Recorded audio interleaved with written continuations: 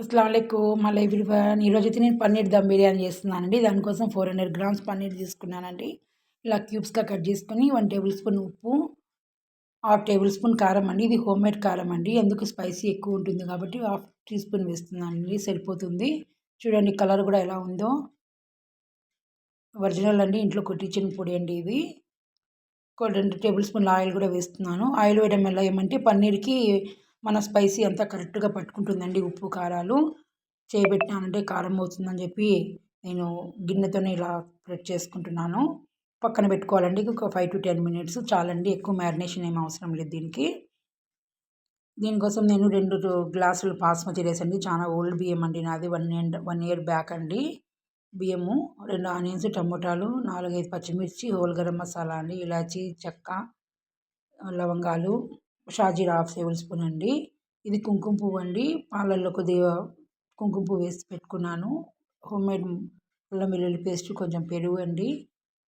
ఇది హోమ్మేడ్ గరం మసాలా అండి, half table spoon తీసుకున్నాను. హాఫ్ టేబుల్ స్పూన్ పసుపు, 2 టేబుల్ స్పూన్ల ధనియాలు పొడి, 1 టేబుల్ స్పూన్ కారం అండి. మీ కారం తగ్గట్టు మీరు ఎంత తింటారో ఆ స్పైసీనెస్కి తగ్గట్టు తీసుకోండి. నాకైతే చాలా మోర్ దెన్ అండి, ఇది ఎక్కువ కారం ఉంటుంది, బయటది కాదు కాబట్టి. ఒక పెద్ద ప్యాన్ తీసుకున్నానండి, వెడల్పాటి ప్యాన్లో 3 టేబుల్ స్పూన్ల ఆయిల్ వేసుకున్నాను. ఇప్పుడు మనం మ్యారినేషన్ చేసుకున్నాం కదండి పన్నీర్ క్యూబ్స్ అన్ని దీంట్లో వేసుకోవాలి. ఈవెన్గా వేస్తే బాగా కరెక్ట్గా చూడండి, ఈ విధంగా కరెక్ట్గా వేగుతాయని. కొద్దిగా పెద్ద ప్యాన్ది ఉంటే తీసుకోండి, దీన్ని కలబెట్టడానికి కొంచెం ఇబ్బంది వస్తుంది కదండి. చూడండి నాకైతే పెద్ద ప్యాన్ మొత్తం సరిపోయిందండి. ఒక 5 to 10 మినిట్స్ మనం మీడియంలో పెట్టుకొని వేయించుకున్నామంటే కలర్ చూడండి ఈ విధంగా వస్తే సరిపోతుంది. దీన్ని తీసి పక్కన పెట్టుకుందాము. రైస్ బాయిల్ చేయడానికి వాటర్ పెట్టుకున్నానండి. ఒక 2 నిమ్మకాయ చక్రాలండి స్లైసెస్ కోసుకున్నాను, 2 వేస్తున్నాను. ఇది ఎందుకు వేస్తున్నానంటే వైట్గా వస్తుందండి రైస్, పొడి పొడిగా వస్తుందండి, చాలా బాగుంటుంది. హోల్ గరం మసాలా వేస్తున్నానండి, బిర్యానీ ఆకు, ఇలాచి, దాల్చిన చెక్క, లవంగాలు, షాజీరా వేస్తున్నానండి. అంటే రైస్కి తగ్గట్టు మాత్రమే ఉప్పు వేస్తున్నాను. రైస్ మనకి ఉప్పుగా ఉంటేనే బాగుంటుంది. ఈ పక్కనైతే నేను మందపాటి గిన్నె అంటే కుక్కర్ తీసుకున్నానండి. 3 టేబుల్ స్పూన్ ఆయిల్ వేసాను. హోమ్మేడ్ నెయ్యి అండి ఇది, ఫ్రిడ్జ్లో పెట్టేసాను, గట్టిగా ఉంది రావట్లేదు. ఒక 2 టేబుల్ స్పూన్లు అండి, బిర్యానీకి నెయ్యి వేస్తే చాలా టేస్ట్ ఉంటుంది కదండి. ఒక 2 టేబుల్ స్పూన్ల వరకు వేస్తున్నానండి నెయ్యి.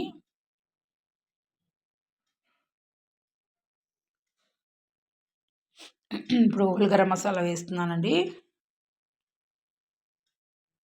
మీడియంలో పెట్టుకోండి, హైలో పెట్టుకోవద్దండి, మంట ఎక్కువ పెట్టారంటే టేస్ట్ మారిపోతుందండి. ఆనియన్స్ వేసుకోవాలి. ఆనియన్స్ కూడా 8% కుక్ అయితే సరిపోతుందండి, ఎందుకంటే అవి ఎక్కువగా మనకేమి బ్రౌన్ కలర్ రావాల్సిన అవసరం లేదు. ఒక బిర్యానీ ఆకు వేస్తున్నాను, ఎందుకంటే వాటర్లో వేసాను కదండి. ఇప్పుడు దీనిలో ఒక ఆకు వేసాను, బిర్యానీ ఆకు సరిపోతుందండి. ఈ విధంగా కలుపుకోవాలి. మనకు తొందరగా బ్రౌనిష్ రావాలని ఆనియన్స్ అంటే కొంచెం కల్లుప్పు వేస్తున్నాను. కల్లుప్పు ఎక్కువ రిఫర్ చేస్తానండి ఎప్పుడైనా సరే. తాలింపులోకి, పెరుగులోకి మాత్రమే సాల్ట్ ఎక్కువ యూజ్ చేస్తాను, అది కూడా పొడి వేసుకుంటాను. ఇంకా తప్పనిసరి పరిస్థితి అంటే వేసుకుంటానండి సాల్టు.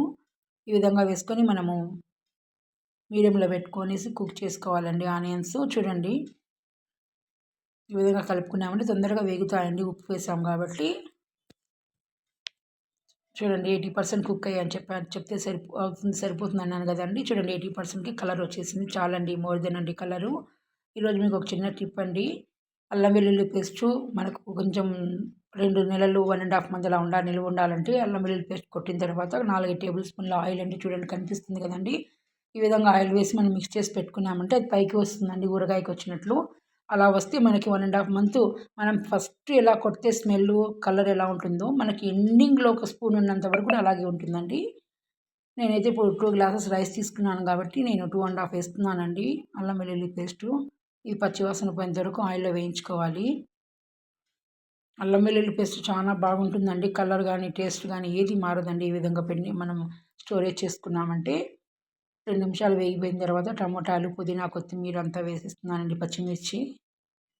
ఒకే చేత్తో షూట్ చేస్తున్నాను, ఒక చేత్తో చేస్తున్నాను, కొంచెం ఇబ్బంది అవుతుంది.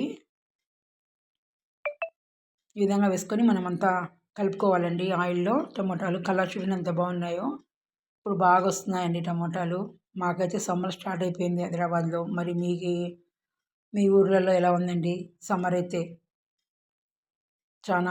ఇప్పుడే చాలా ఇదిగా ఉంది. ఇంకా మార్చ్, ఏప్రిల్‌లో ఎలా ఉంటాయో ఎండలు. నాకు కామెంట్‌లో తప్పకుండా పెట్టండి. మీ ఊర్లో ఎలా ఉన్నాయి ఎండలు? స్టార్ట్ అయ్యాయా? మీకు చల్లగుందా లేదా? ఈ విధంగా కలుపుకోవాలండి. 2-3 మినిట్స్ కలుపుకున్నామంటే సరిపోతుందండి. చూడండి ఎంత కలర్‌ఫుల్‌గా ఉందో. ఇప్పుడైతే మన పొడి మసాలాలు ఉన్నాయి కదండీ! స్లో పెట్టుకొని మంట వేసుకొని కలుపుకోవాలండి. స్లోలో పెట్టుకోండి. హైలో పెట్టుకున్నామంటే మాడిపోతాయండి. పొడి మసాలాలు కదా! ఒక 2-3 మినిట్స్ పచ్చి వాసన పోయేంత వరకు మనం బాగా వేయించుకోవాలండి. 2 మినిట్స్ వేసుకుంటే సరిపోతుందండి. పచ్చి వాసన అంతా వెళ్ళిపోతుంది. నేనైతే ఒక 100 గ్రామ్స్ పెరుగు తీసుకుంటున్నానండి. నేను ఎక్కువ కూడా బయట వస్తువులు ఎక్కువ యూజ్ చేయనండి. ఇది కూడా హోమ్ మేడేనండి. మాటి ముందు హోమ్ మేడ్ అంటున్నారని ఏమీ అనుకోకండి. ఎందుకంటే మా ఇంట్లో ఎక్కువ కూడా బయటవి రెఫర్ చేయరండి పిల్లలు. ఇంట్లోవే తింటారు. ఎందుకంటే బాగలేదు కదండీ వాతావరణం బయట. అందుకు మనము చూసి జాగ్రత్తగా ఉండాలి. హెల్త్ ఈజ్ వెల్త్ కదండీ! అందుకోసం. ఒక 5 మినిట్స్ బాగా వేయించుకున్నామంటే సరిపోతుందండి. రైస్‌లో అయితే బాయిల్ వచ్చేసిందండి. వాటర్‌లో ఇప్పుడు రైస్ వేసుకుంటున్నాను. ముందుగా ఒక 1 అవర్ ముందు నానబెట్టానండి బియ్యం. అది పాత బియ్యం కాబట్టి ఒక గ్లాస్‌కి 2 గ్లాసులు అవుతుందండి నా బియ్యము. 1 ఇయర్ బ్యాక్ తీసుకున్నానండి ఇది నేను. చూడండి ఇక్కడ ఇటువైపు అయితే టమోటాలంతా ఎంత బాగా గ్రేవీ వచ్చేసిందో. మొత్తం స్మాష్ అయిపోయాయి టమాటాలు కూడా. ఈ విధంగా రావాలండి గ్రేవీ. నేను ఒక హాఫ్ హాఫ్ నిమ్మకాయ తీసుకొని దాని జ్యూస్ వేస్తున్నానండి.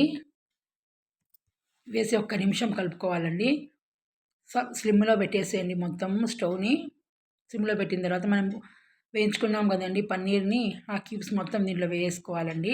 ఒక్కసారి కలిపితే సరిపోతుందండి. ఆ గ్రేవీ మొత్తం పన్నీర్‌కి పడుతుందండి. జ్యూసీగా ఉంటుందండి పన్నీర్ తినేటప్పుడు. చాలా స్పాంజ్ మాదిరి చాలా బాగా సాఫ్ట్‌గా అయిపోతుందండి. చాలా బాగుంటుంది. ఎక్కువ కూడా మనము కలపకూడదండి పన్నీర్ ముక్కలు వేసినాక. చూడండి 80% అయితే కుక్ అయిపోయింది రైసు. ఈ విధంగా అయితే సరిపోతుందండి.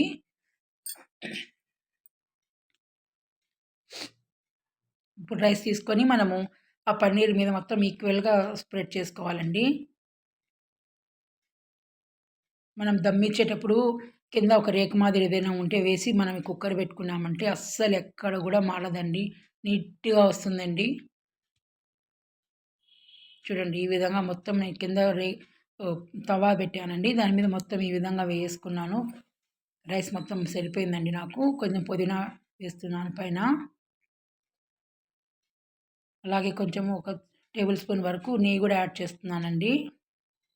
ఇది ఇంకా కరగనేలేదండి అలాగే ఉంది. ఇంకా చేత్తో వేస్తున్నాను. అది హీట్‌కి మొత్తం కరిగిపోతుంది. అదే స్ప్రెడ్ అయిపోతుందండి మొత్తంగా. ఈ విధంగా వేసుకోవాలండి. లాస్ట్‌లో వేసామంటే చాలా టేస్ట్ ఉంటుందండి బిర్యానీ. కుంకుమ పువ్వు మనం నానబెట్టుకున్నాం కదండీ పాలల్లో, అది కూడా వేసేయాలండి లాస్ట్‌లో. నేను సైడ్‌లో ఇది బియ్యం వంపిన నీళ్ళు అలాగే పెట్టుకున్నానండి హాట్ వాటరు. ఒక కొంచెం ఒక 2 చెంచాలనుకోండి ఆ వాటర్ కూడా దీనిలో కలుపుతున్నానండి. ఎందుకంటే దమ్ అయ్యేటప్పుడు సరిపోతుందని ఈక్వల్‌గా. ఇప్పుడు దాన్ని దమ్ ఇచ్చేయాలండి. 5-10 మినిట్స్ మూత పెట్టుకున్నామంటే దమ్ అయిపోతుందండి. చాలా నీట్‌గా దమ్ అయిపోతుంది. చూడండి. చూసేదానికి ఎంత టెంప్టింగ్‌గా ఉందో ప్లేటు. తిన్నా కూడా అంతే టేస్ట్‌గా ఉంటుందండి. ఈ విధంగా చేసి చూడండి. తినిపించండి. ఎప్పుడు చికెన్‌లు, మటన్‌లే కాదు చికెన్ తినకూడదంటున్నారు. అందుకోసం మా ఇంట్లో ఈరోజైతే సండే స్పెషల్ ఇదే చేశాము. నా ఛానల్‌ని చూస్తున్నారు కానీ సబ్స్క్రైబ్ చేసుకోవడం లేదండి. Please subscribe my channel.